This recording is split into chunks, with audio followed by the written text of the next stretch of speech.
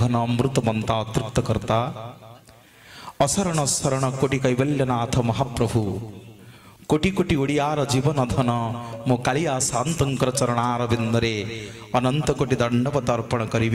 एठी जो ठाकुर रहउछन्ती आंक ना कौन लोके समस्ते कहले ये द्वारिका रुहंती बोली आंक ना द्वारिकानाथ।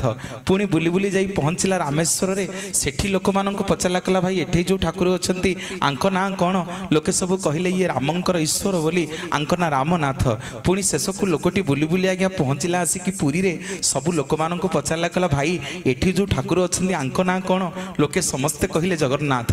लोकटा किछि बुझी पारलानी। देख बा बद्रिका जाइथिली बद्रीनाथ कहिले द्वारिका जाइथिली द्वारिकानाथ कहिले रामेश्वर जाइथिली रामनाथ कहिले। लोकटी सीधा सड़क जाई पहुँचला गरुड़ पछपटे कालिया शांत को पचारिला कहला मणिमा मु बुझी पारुनी किए आपण आपण कोन पुरीर नाथ ना नाई रे मु पुरीर नाथ नुह ना आपण कोन ओडिसार नाथ ना नाई रे मु ओडिसार नाथ नुह ना आपण कोन भारतर नाथ ना नाई रे मु भारतर नाथ नुह ना आपण कोन एशिया महादेशर नाथ ना नाई रे मु एशिया महादेशर नाथ नुह ना आपण कोन पृथ्वीर नाथ ना नाई रे मु पृथ्वीर नाथ नुह ना प्रभु किए आपण ना मु होउची रसातल भूतल पाताल स्वर्ग मर्त्य आकाश चंद्र मो लोम मूल रे 84 कोटी जीव जगत को उद्धार कलावाला मु जगतर नाथ जगन्नाथ जगन्नाथ जगन्नाथ।